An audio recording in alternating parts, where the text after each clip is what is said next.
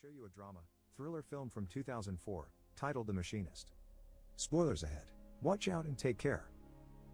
Trevor Resnick is a factory machinist that hasn't been able to sleep in a year, causing his body to lose an unhealthy amount of weight. One evening, he's in his apartment rolling up a carpet to hide a body inside it, which he then puts in his truck and takes to the beach for disposal. When he dumps it on the ground and kicks it towards the water, instead of all of it falling together, the carpet unrolls itself and reveals its contents as a man with a yellow flashlight approaches Trevor from behind and asks him who he is, a question that shakes him to his care.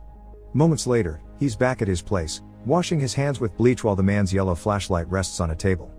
As he looks at himself in the mirror, he discovers a post-it note on the wall behind him asking him who are you, so Trevor starts thinking back on how it all started. He's spending the night with Stevie, a call girl he visits often. She notices the state of his body and says that if he were any thinner, he wouldn't exist. She also offers to make breakfast for him, but he needs to get to work, so he leaves after tipping her generously. At the factory, Trevor hears his supervisor Tucker scold Miller for turning off a machine to clean since it loses time.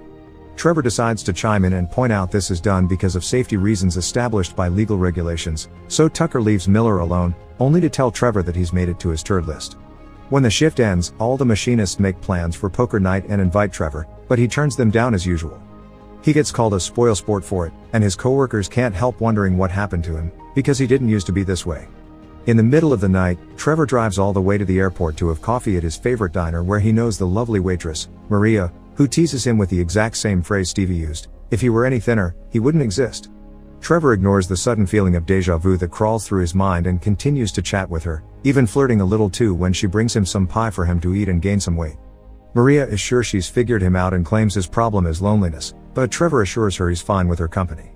He leaves after finishing his coffee, leaving a good tip but without touching the pie. Back in his apartment, Trevor is going through his insomnia by watching TV and reading a book. He almost manages to doze off, but the noise made by the book falling to the floor startles him awake.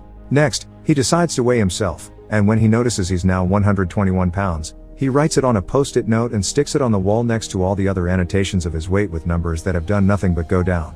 Then he starts cleaning the bathroom floor with a toothbrush and some bleach, which he ends up emptying pretty quickly, so he writes a reminder to buy more on yet another post-it note that he sticks to the refrigerator. The next day at work, Trevor is called to his boss's office, who is worried about his health and wonders if he is doing drugs. Trevor assures them he's fine, but he's still asked for a urine sample so they can run some tests. Afterward, he goes to the parking slot to have a smoke, and for some reason, he's bothered by the sight of the vehicle's lighter. He tries to sleep a bit but he's interrupted by a red car that has parked next to him, driven by Ivan, who is also smoking and wearing a big pair of sunglasses. The man introduces himself as another coworker that Trevor may have not seen before because he works in the pit with Reynolds. After some chit-chatting, Ivan leaves, and Trevor can't help noticing his peculiar boots. Later, when he goes to see Stevie, he is too tired to do anything with her other than rest. When her ex calls and interrupts their time together, she tells him to call later because she's busy and calls him a psycho. The following day, Miller asks Trevor to help him with one of the machines, and after Miller promises the safety is on as regulations require, Trevor keeps only half his attention on it while he watches the other workers around the factory. He sees Ivan working nearby and is suddenly startled when the man makes a gesture of cutting a throat, causing him to step back and accidentally turn on the machine they're working on. Miller's hand gets stuck in it, and they aren't incapable of freeing him until it is too late. He loses his arm. After calling his superiors for help, Trevor checks on Ivan, but he's gone. When he returns home, he washes his hands with bleach and throws up in the toilet before writing down his weight as 119.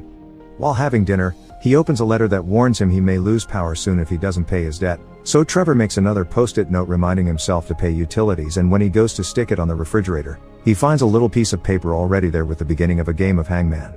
Surprised and confused, he decides to take the rent money to his landlady Mrs. Shrike and take the chance to ask her if she's seen anyone hanging around his apartment or anything unusual in general, but she hasn't. The next day, Trevor's bosses interrogate him about the accident, and he admits it was all his fault for having gotten distracted by Ivan. Nobody understands what he's talking about because there is no Ivan working there, which he confirms when he looks for him but finds him nowhere. Feeling rather disorientated after this talk, Trevor goes to the airport to have his usual at Maria's, who wonders why he drives all the way to the airport just for coffee. When the subject of Mother's Day comes up, Trevor mentions his mom passed away some time ago, so Maria invites him to come with her and her son to the amusement park, which he accepts. Things at the factory change from now on. Trevor's coworkers start watching him with distrust and they even admit to him that they don't want him there.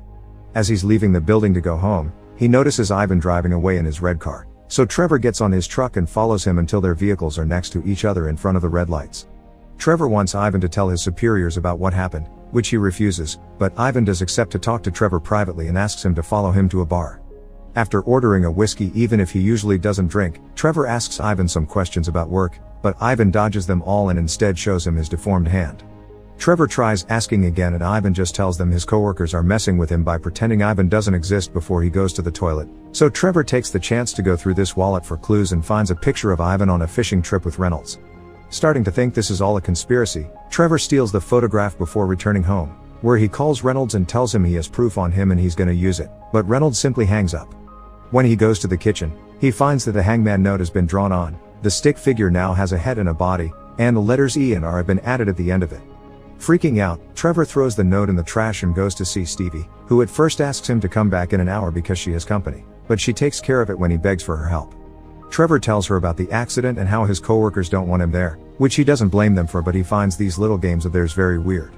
It's then that he realizes the answer to the hangman could be Tucker, but Stevie points out that if they wanted him out, they would have already fired him.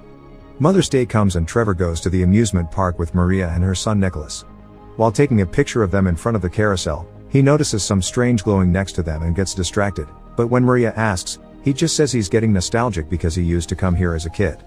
Their fun is interrupted by Maria getting a call from his ex, so Trevor offers to take Nicholas on a ride so she can speak privately. On their way there, he tells the boy that his father left him when he was a child and he didn't appreciate how much his mother did for him until he was an adult, so Nicholas should appreciate Maria as well. The ride Trevor chooses for them is horror-themed and called Route 666, and their decorations are pretty standard at the beginning, but soon the imaginary starts growing extremely disturbing for a family game. There are body parts being hacked, a hangman, a motel depicting lecherous acts, and a very realistic car crash scene. When the option comes to choose between the path to hell and the path to salvation, Nicholas goes against Trevor's request and chooses hell, where the flashing lights cause Trevor to see visions of various incomprehensible things and Nicholas to have an epileptic seizure. Trevor picks him up and rushes out as he cries out for help, but Maria arrives and tells him an ambulance won't be necessary. This is normal and it passes soon. Moments later, Trevor takes them to their home on his truck, and Maria invites him to come in and have a drink with her after putting Nicholas to bed. Trevor can't help noticing a strange clown-like statue and a beautiful glass bowl in her living room, getting a sense of déjà vu again. Once Maria brings their glasses of wine, she asks him why he always leaves such generous tips, and he replies it's because he wants to thank her for her company as well. Maria tells him he doesn't need to buy her companionship and he can just take her out to a movie someday, which he accepts before going to the kitchen to pour some more wine. There, he finds a Mother's Day card with the same kind of stick figure he saw on his hangman note. Getting more worried, the first thing he does when he arrives home later is to retrieve the note from the trash can and fill the spaces with the word mother. Afterward, he retrieves an old photo album from his closet and finds a picture of his mother and him as a kid in front of the carousel in a position incredibly similar to Maria and Nicholas' own picture. The following day, Trevor is sent to work on a different machine from usual. He sees Miller has come by to say his final goodbyes and get paid, so Trevor takes the chance to apologize and tell him he can count on him for anything, but Miller promises there are no hard feelings. When he goes back to working on the machine, it activates and captures his arm like it happened to Miller. As he cries out for help, Trevor reaches out with his free hand and grabs a random tool that he uses to close the distance to the power button and turn the machine off. His coworkers arrive then and help him get unstuck, but Trevor isn't grateful. In fact, he starts causing a scene, believing one of them did it on purpose. When Reynolds points out he's imagining things again, Trevor asks him about Ivan and searches his wallet for the photo that could prove the conspiracy, but he can't find it. Tucker comes to check on him and Trevor finally loses it, pushing his superior against a machine with the intention of beating him up. His coworkers pull them apart before Tucker finally fires him. When he goes back to his apartment, he finds out his electricity has been disconnected because he never paid the bill, so he uses a yellow flashlight to search the entire place for the photograph to no avail. There's a dark liquid coming out of his refrigerator as well, but he never notices it.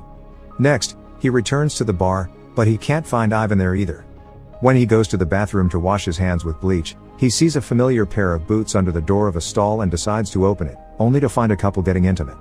Afterward, he goes to see Stevie and finds her with a bruise on her eye, which she calls an occupational hazard.